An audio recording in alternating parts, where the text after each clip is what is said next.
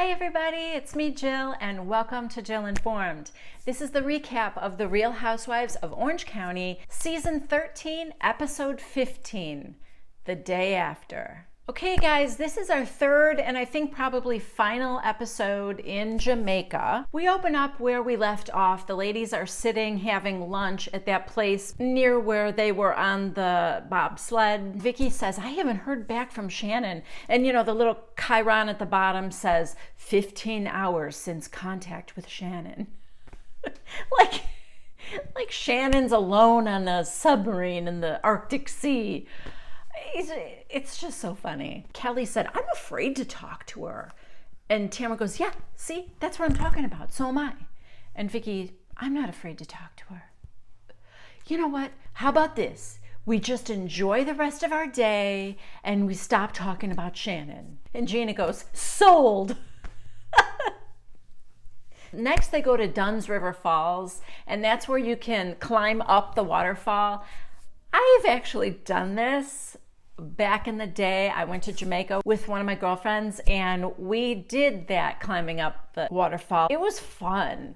So of course these ladies are just wildly uncoordinated. Well, first of all, if you look at the waterfall, it's all these rocks with, you know, the water flowing over them. And Tamara says to the guy, will I have to be walking on rocks? He's like, yeah. Can you see this giant rock behind me? Anyway, she goes, oh no, I can't do that. So apparently there are stairs next to it. And then when they get to the top, she can just like step out and be in the picture and then get back on the stairs, which really feels like cheating to me. So then we get, you know, a whole scene of them trying to climb up. And like I said, they're uncoordinated. They're falling all over the place. And this guy, their guide is like a Sherpa. He's barefoot. He's in a pair of shorts and a t-shirt that are bone dry, by the way, as these women are falling in and out of the water. He's just so sure-footed, grabbing them, helping them up, telling them where to go. It was incredible. But it looked fun. It was fun. As I remember, it was fun. And it did look like the ladies were having a good time. Like I said, then at the top, Tamara comes out for the picture. And listen, it's Tamara. I'm sure she's lied about worse. Back on the bus, Vicki has planned a candlelit dinner on the beach. And don't you feel like this is a real go-to scene for Bravo? You know how the Housewives have these scenes that are almost mandatory. It's like, you know, the spa visit or some embarrassing procedure. Like it used to be a bikini wax. Now it's like a vaginal steaming or a colonic, or there's always like some embarrassing procedure, check, spa day, check. Candlelit dinner on the beach, check. So this is the candlelit dinner on the beach. And when they get back to the villas, Kelly, Vicki, and Tamara are talking about Shannon. They're getting kind of worried.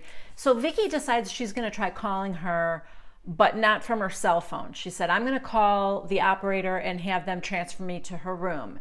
And so she does that, and it's ringing. We can hear it ringing. She's not answering. And Kelly said, I just think that is absolutely so rude of her. And Vicki's like, well, we don't know. What if something happened to her?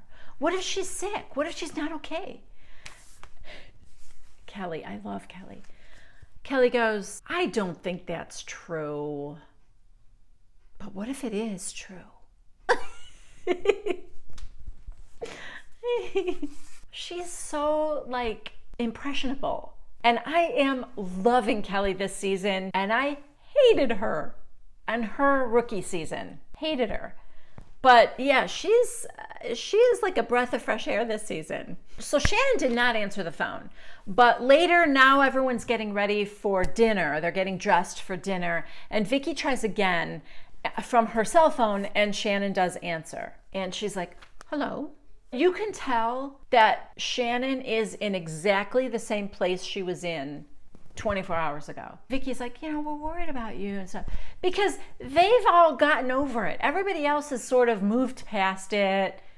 They went on the bobsleds. They hiked Dunn's River Falls. They had lunch.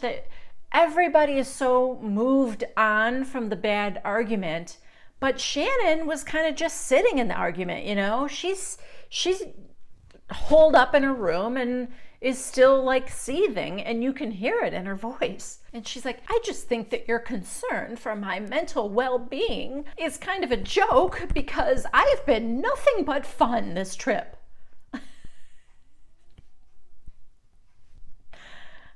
Okay. Okay.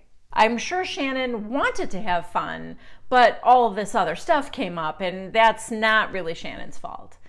But I just thought it was funny that her perception was that she's been fun this whole trip. Anyway, so she does tell Vicki, yes, I'm planning on going to dinner, and I moved to a villa. She moved out of the hot place, and she's in villa number 7, and it's near where the dinner is on the beach. So could you please stop by and pick me up before the dinner? So Vicki said yes. So that's the plan. Now we see Gina and Emily are arriving. They're walking on the beach, and they get there first, and the table's all set up, and it really is pretty. It's nighttime, and it's just the candlelight. And Emily said, I feel like I'm on a date. And they're laughing, and Gina goes, yeah, well, I just want you to know I'm not easy. I don't put out on the first date. And Emily goes, yeah, no, but that's not what I heard. They're having fun. Next, Kelly and Tamara come, and Gina and Emily are like, so what's going on with Shannon? They didn't know what the latest was. And she's told them that, well, Vicki has to go pick her up now. So, yeah. She's coming to this dinner, and oh God, the look on their faces. I don't think Gina wanted Shannon to come to the dinner. I could be wrong. I could be reading into that, but she definitely didn't look happy, you know? Now we cut over to Vicki at Shannon's villa. Vicki clearly wants to get past it, and Shannon clearly is stuck right where they left it the day before. Because Vicki goes, oh, you know, you look good. And she's like rubbing her arm. And Shannon, this is like, it feels to me like Shannon's bursting to tell her all the stuff that she was replaying in her head for the past 24 hours while she sat alone in her room. You know, it was like, I'm going to get this out. I'm going to get out. Here's how I'm going to say it. And I feel like she was probably role playing it in her head. You know, I mean, we've all done that kind of thing when we're upset, but you could almost see it. It's that visceral, you know? So she starts off with, you know, Tamara said that I cry every night. I do not do that anymore. I wake up and feel so blessed for my life. I'm so happy. And she's getting real animated, and she goes, so don't tell me that and Vicki's like, shh, dial it back a little. And then it's like, this scene is so funny to me because Vicki's trying to get her out the door and let's go. And Shannon's just, you know, Shannon just keeps on script, basically. Here's what I'm going to say. I do have a good life and I am happy. Don't tell me that I'm not fun. And, you know, like she just has a thing. And Vicki's like, okay, Do you have your phone? Do you have your lipstick? Yeah, you got everything? You good? We good? Until finally Shannon's just like, yeah, I've got everything. I'm good. All right, let's go. So right before Vicki and Shannon get to the table, Kelly's getting herself worked up about how rude it is to leave your friends hanging when they're worried about you. And just as she's, you know, crescendoing to like a, that's not right, Shannon comes to sit right down next to her. And Kelly kind of blasts her and said, you know, that was really rude, you leaving us hanging there. We were worried about you. And Shannon goes, I'm okay. Thank you, but I'm all right. And Kelly goes, all you needed to do was have manners and be kind and just reply, I'm here. I was worried about you. And she said, I apologize. And Kelly said, well, okay, thank you. So like that kind of simmered down. And then people were just sort of eating quietly. And Shannon said, all right, just to address the elephant in the room here, I appreciate you guys giving me the time I needed to process this. that when I get very upset, I need my space, and I appreciate you guys giving me that space. And, I was really upset. And Gina said, I was upset too. I mean, I think there was a lot of that going around, but I was just trying to be your friend. And Shannon said, I'm sorry. I've been busier. We're all busy. And she goes, I know, I've been busier than I'm used to, which I thought was good of her to say. That was really the issue, right? It wasn't that I'm busier than anybody else, but if you're busier than you're used to, you need to adjust to that. And then to, I think, make things even better, she admitted to Gina, she said, in hearing about your divorce and how you still like your husband and how things are with you guys, that's what I wanted for me. So, I mean, she didn't say I'm jealous, but that's what she meant. And I think Gina understood that, because then I think this is also good. For the first time, Gina wasn't so on guard about her own divorce. It's fine, we're good. And she let herself be a little vulnerable and said, I'm not saying it's perfect. It's not easy. Obviously, it's not perfect, or we wouldn't be getting divorced. And it's not easy. Just went by a gift shop here where they had ornaments, and that was our thing.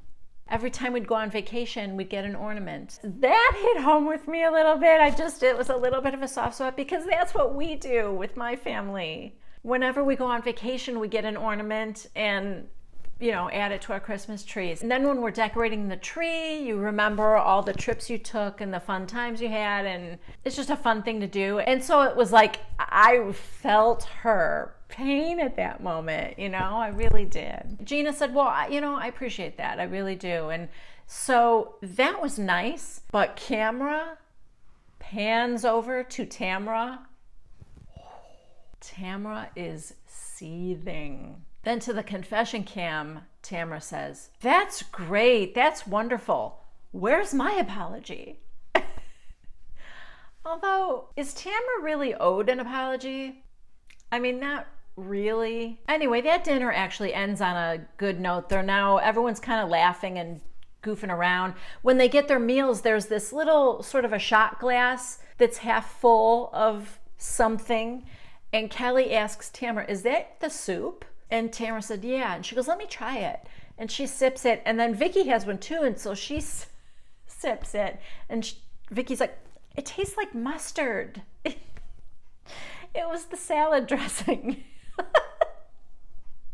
So everybody's laughing. Shannon, everybody. So that's kind of how that dinner ended. Now it's the next morning, and Shannon, who, is in her own villa, Shannon texts Tamra and asks her if she has time to come over before they go to the beach, because they were going to this healing beach.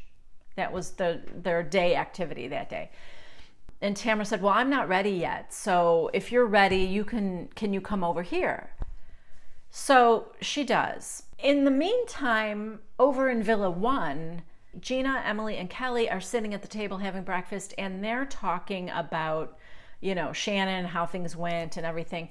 And Emily has a little moment there where she says that Shannon's behavior is reminiscent of her own mother's. And we get a little insight into Emily's childhood. Her mom suffered from depression for many years. They didn't know it. I don't know if it was undiagnosed or just Emily as a child didn't understand or know it. But it sounds like her father was not in the picture. I don't know why. So she and her little sister were raised by her mother, who had severe depression.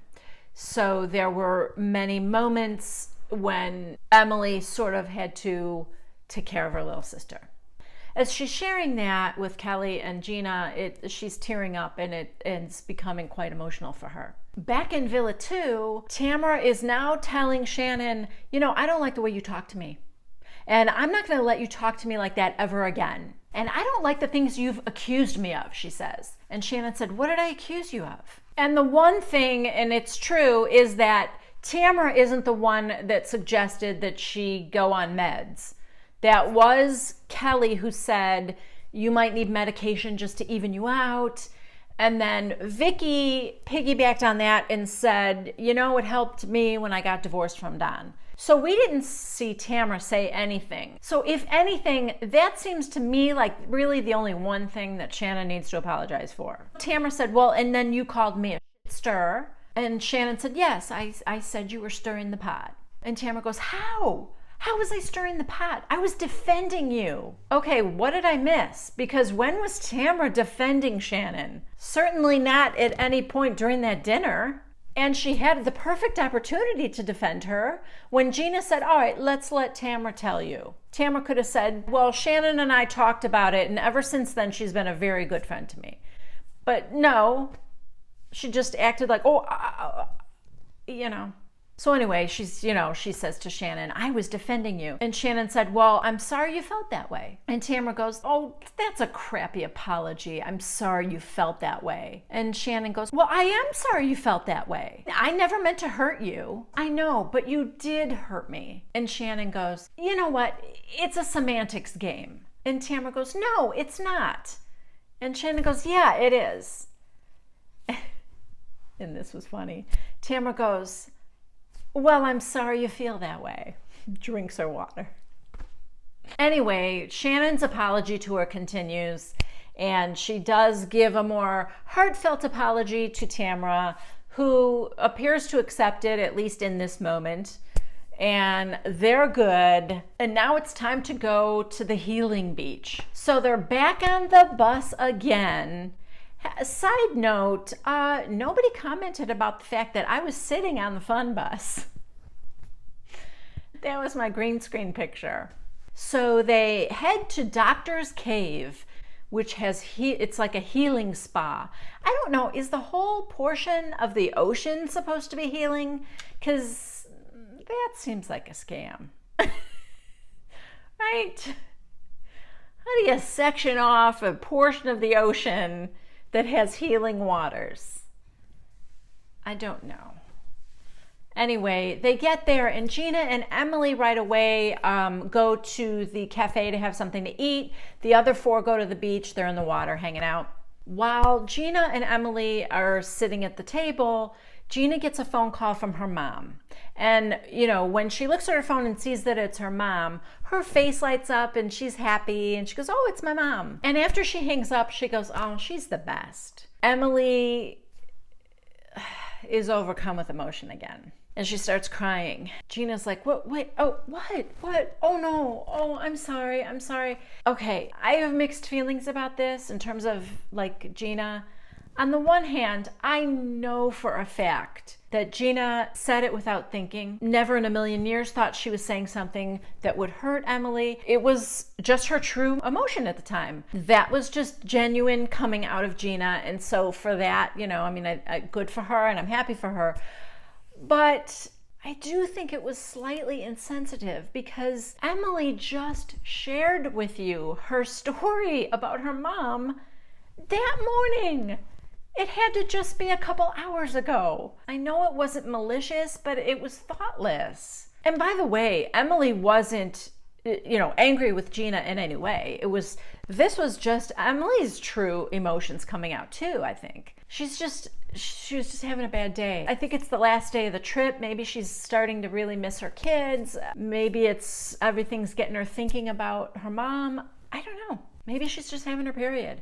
I don't know, but she was feeling emotional. She shared that story with you earlier about her mom, and it was just a little insensitive, I thought. Meanwhile, the other ladies are drinking from coconuts with a little rum added to it. Now Gina and Emily meet up with the others. Gina's like, I gotta get in the water because it's so hot. And Tamara's like, I'll go with you. So Tamara and Gina go out into the water, and Gina's like, Jamaica's the best for my phobia because I'm so hot, I don't care what's in this water. Emily joins them, and then they're talking about Shannon a little bit because they want to know how Shannon's been all morning. Tamara fills them in on the conversation they had earlier at the villa. And she said, I really stood up to her. I told her, I'm not going to let you talk to me like that again. And which, of course, is Tamara's takeaway from the whole thing. that she was brave and stood up to the bully. Whatever. Now Kelly comes into the water and Kelly's like, I want to go on that thing. And it's one of those giant floating trampolines. Tamara's like, yeah, I can't do that with my foot. So she goes back to the beach to sit with Shannon and Vicki. And the other three are on that trampoline. And Kelly executes this like perfect back handspring. Yeah, who knew? Back on the beach, there's a guy there, a masseuse is giving Shannon a foot rub, and he's like, okay, you're next. And Tamara said, you have beautiful teeth. And she said, she loves good teeth. And he looks at Vicki, and then she said, but if you didn't have good teeth, she would buy them for you. Referencing Brooks, if you guys recall. Vicki bought Brooks a new set of choppers a couple seasons ago. So that morphs into everybody trying to get Vicki to twerk again. Why? Why, people? Why are we trying to get that to happen again? I know I don't need it. When I close my eyes, I'm still seeing it. Shannon's looking out at that trampoline and she goes, oh, Kelly did something. Now Emily's gonna do something big. Watch. So they look and Emily's getting all set up to do like this big cartwheel and she slips on the edge. It goes in at this very awkward angle. It's so funny. They're all laughing. Shannon's laughing. It was funny. Next, all the ladies have their final dinner in Jamaica. They go to a restaurant. I can't remember what the name of it was, but they're sitting down outside and it's beautiful because they're going to get to see this gorgeous sunset. And Vicki's talking to the confession cam and she said, okay, these are the rules for making our last dinner here nice. We can't talk about Shannon's thing. We can't talk about Shannon needing medication because we don't know if she does. We can only talk about the weather and the humidity and what it's doing to our hair and keep things very light. We can't get into a deep conversation. So Vicki starts off by saying to Gina, okay, so Gina, this is your first trip with us. So what was your highlight? What was your favorite part? And I'm thinking, what about Emily? Is Emily's first trip too, right? I thought it was weird the way she said, Gina, it's your first trip, right? Anyway, so Gina said, I think it was the rafting. That was my favorite part. And Emily said, oh yeah, because you were scared. Like, yeah, she had, as we know, Gina had to get over the cloudy water. She only likes clear water. Then Kelly said she thought that day at the beach was her favorite. Emily said her favorite part was the rope swing into the river. And then we get to Tamara, and Tamara said, honestly, I think the whole trip was amazing. And Vicki said, yeah, me too. And she said, but in an odd way, I think my fight with Shannon was, and before she even says anything else, we see this shot of Shannon with Vicki behind her, and Shannon is just beaming and smiling. And she goes, oh, thank you. She didn't even say why that was her favorite part yet, but I thought it was hilarious that Tamara says, my favorite part of the trip was my fight with Shannon, and Shannon's gut reaction is to be, oh, thank you. And Vicki, you see Vicki's gut reaction is like, oh crap, abort, abort. No, this is not how it's supposed to go. This is not on the list of approved conversation. But, you know, all that mattered was that Shannon took it in a really good way. Shannon took it to mean, you care about me. I'm important to you. And I am your best friend. So, yeah. Anyway, Tamara says, the only thing that would make me happier, and Vicki goes, is if I twerk? And she goes, yes, if Shannon and Gina kiss and if Vicki twerks. So, I mean, without any hesitation whatsoever, Shannon was up on her feet and Gina gets up and they kissed, and then Vicki twerked again. But you know what? Tamara was right there next to her. Show me how you do it. Yeah. Tamara just wanted to twerk. That's what it was. Tamara wanted a reason to get up and show off her hot, tight little bod one more time. But you know, this episode ended with everybody having a toast and laughing and enjoying each other and having fun. And to be honest, not many of these Housewives trips end on a good note like this. Now, is it going to last? Of course not. Of course not, as we see in previews, but that is where this episode ends. Okay, it is time to open the old viewer mailbag. And I would like to start by welcoming my new subscribers for this week. Mikkel Smart, Sharon Tony, Melissa Adams, Faith MZ, Claire Wallace, Rebecca Witt, Philip McCartney, Kathleen Dara, Cookie Monster C8Z, and Jillian Hamilton. Thank you so much for subscribing to Jill Informed and welcome. Also, real quick, I had been talking to one of you viewers, Joe McKenzie. Hi, Joe.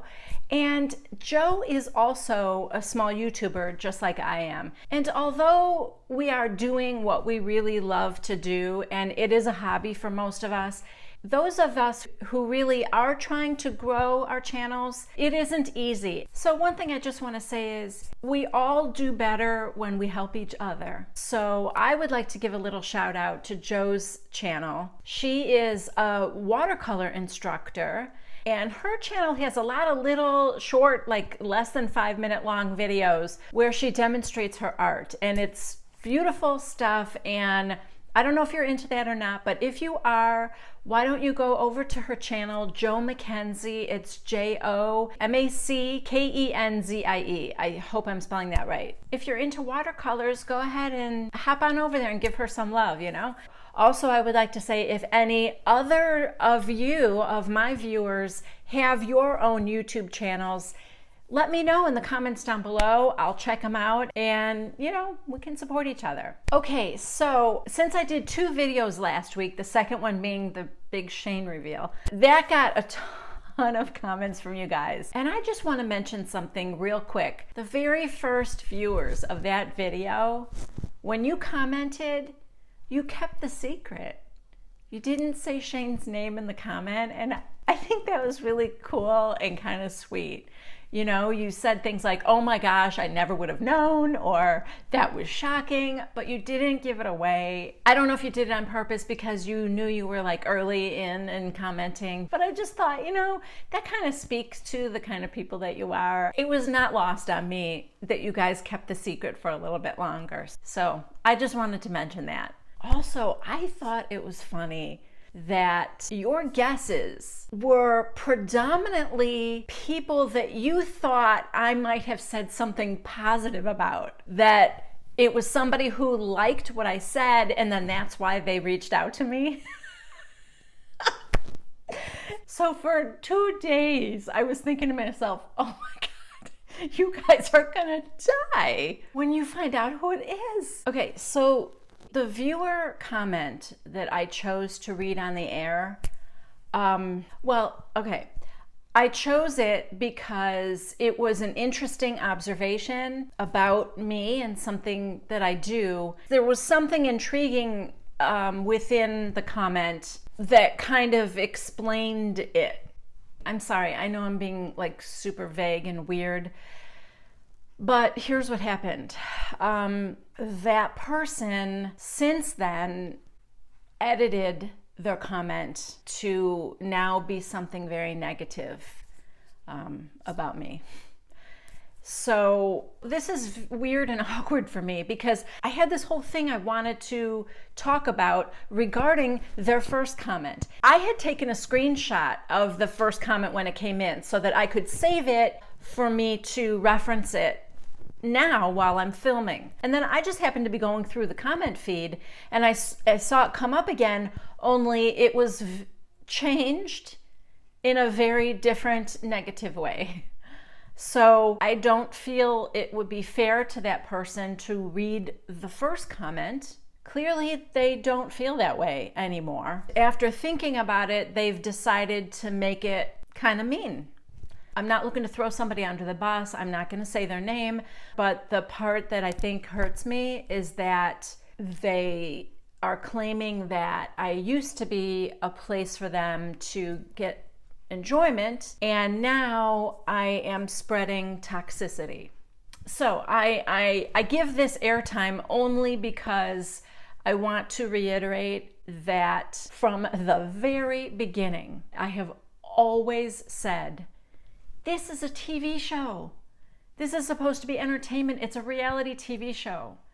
And oh my God, there is so much going on in the world that is divisive and that we can argue about and fight about, and things that really matter to people's lives. But my recaps were the escape from that. And I don't get so wound up about the Housewives because it's a reality TV show. I don't mean to say it's pointless. I love it.